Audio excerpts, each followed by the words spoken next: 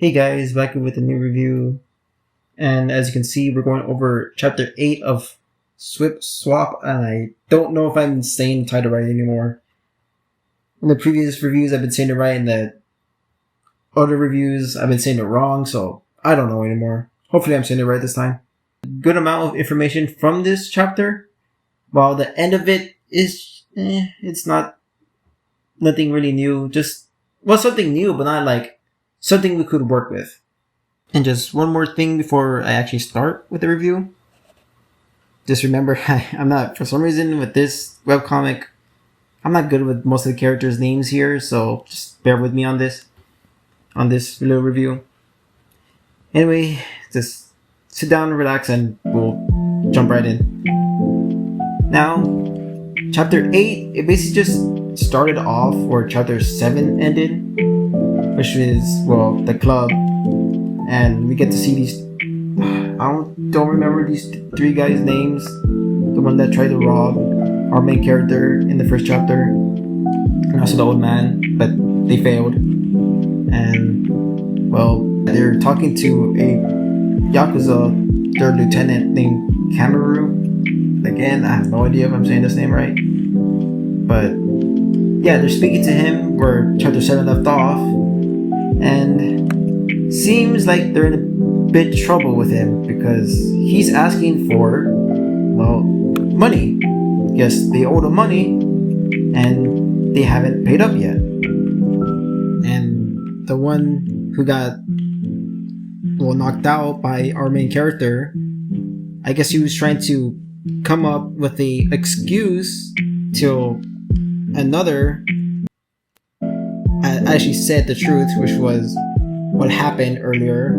The main character basically got on their way, and it seems like Kamaru still sounds like I'm saying it wrong.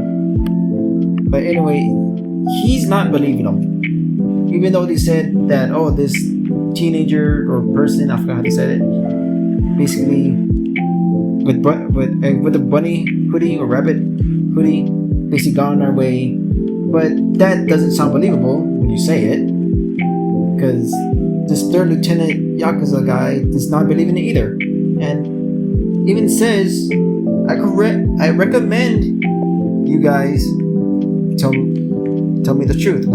I recommend you not to lie, because me and my friends don't like liars. And you can see behind him that his friends are gearing up with a gun, brass knuckles, because they don't like liars.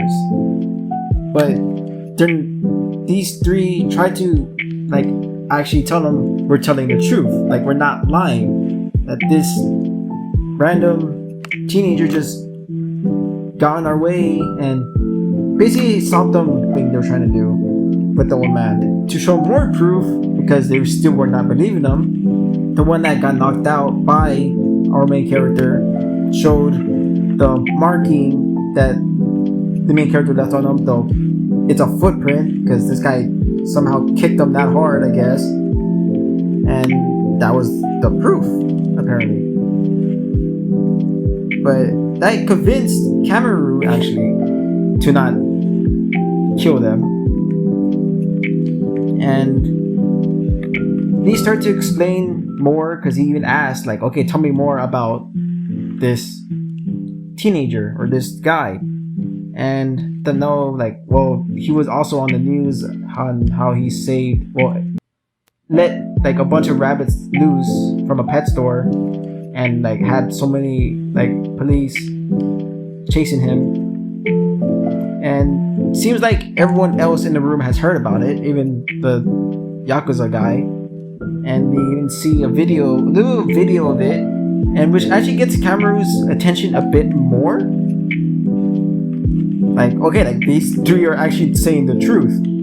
This guy is something else. And while they talk about our main character, I'm gonna try to attempt to say his name, Caesar. I think that's how you say his name. I always get it wrong, apparently.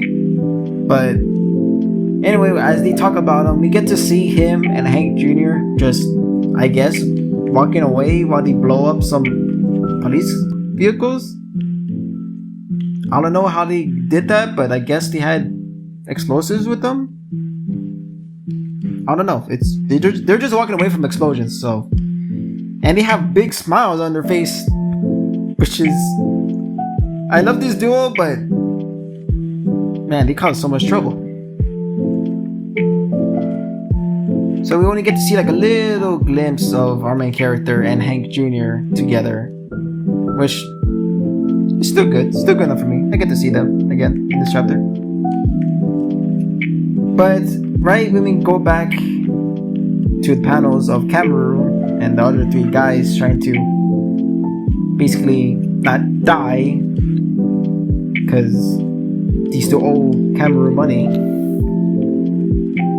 Cameroon basically just tells his men and tells them to inform the others, like, well, if that's the case, keep an eye out for this guy, this teenager. Keep an eye out for him, and yeah, this, I guess they got him that interested that they're just gonna keep an eye out for him because, well, he may cause trouble for them, just to be sure he doesn't. But that doesn't change the fact that these three guys, again, I don't even know if they even named them, and it doesn't really matter if they named them because, well, you see in a bit. He even says that, okay, you three outlived your usefulness because he got information from them. He still owe him money, so he's like, okay, thanks for the information, but you're still gonna die. Even though while he leaves and they try to beg for their lives, he basically gives a good point. A little good point that I know he's like the villain, but I still kind of agree with this. Like, even if Saiza, or well, he called him the Rabbit Kid because he doesn't know his name, even if the kid got better than you, you still had an entire day to at least make some money, which is true. Like, what else did they do besides getting beat up by him? They could have had the rest of the day to at least do little robbing people out. Just, even if they owed him so much money, they could at least made some money to pay him. So that's their fault in the end. So once Idabala leaves, he even tells them, I asked you for a simple answer, but they just made everything complicated for him. So he just told them, well, you guys outlived your usefulness now die, and that's it. He just takes off. We don't even get to see these three get killed, but it's just the door closes and we see three gunshots ring out. So that basically says everything on how those three died. And again, I have no idea if the creators even named these three guys, and that's why I said it doesn't really matter now because, well, they're dead. So whatever. So that's what we get to see in the first panels, but then the last, 2-3 panels, we just see Rose go back to the ice cream shop. I guess she got herself another ice cream, and she remembers, how do you say his name? This is another character I had trouble with saying the name. Waltz? It starts with a W. Waltz? I'm gonna go with Waltz. I don't know. Or it's Waltz. I have no idea anymore. It starts with a W, that's all I know. But anyway, this guy somehow is still asleep after all that stuff that was going down. And, well, she has to wake him up because I don't think she could just leave him there all night. Even though it's already the middle of the night when she woke him up. For some reason, the store is still open too. But he just wakes up. Even she questions, how the heck is this guy still asleep? And his first response says, good morning. Even though it's the middle of the night. This guy then just proceeds to eat the ice cream, which somehow never melted. Even though when he fell asleep, while all that stuff was going down in the previous chapters, they were in the sun, and the sun somehow never melted his ice cream. Somehow breaking logic, but okay. And that's it. I think it just ends off with him questioning why she's sweaty, and she just tells him to shut up, and that's it. That's where this chapter ends. So we didn't really get much in the last thing. We just see Rose and basically see Michelle's friends. This Rose and Waltz back at the ice cream shop, and that's it. So we didn't really get anything in the end. But in the beginning, yes, we do. We get to see. Okay, here's a quick recap before I end off this video for this review.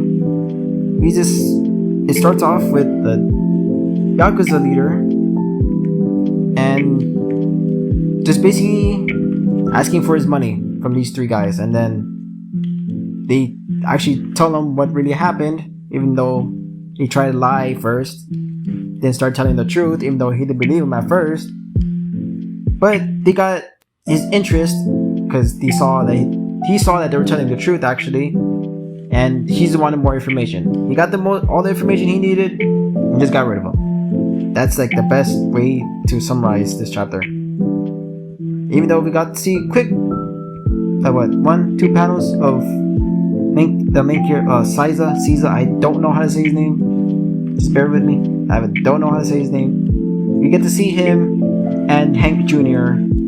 Even though it was for a short little amount of time, but we get to see them blow something up, I guess. And that's it. That's where Cameron just basically ends it off. Just, okay, you guys gave me information. You guys could die now, and just because you didn't pay me like you're supposed to, and that's it. He's got the information he needed. Kill those three, and then we just end off this chapter with Rose and Waltz. I stink at these names. But that's pretty much it for this review. So we did get to learn some stuff because it started where chapter 7 ended, and it just ended with something different that didn't really give us much information. And chapter 9, I think they barely announced it. Barely announcing it because they're still working on it, so we still have a lot of time. Anyway, I hope you guys enjoyed this little review, and I hope to see you all in the next review.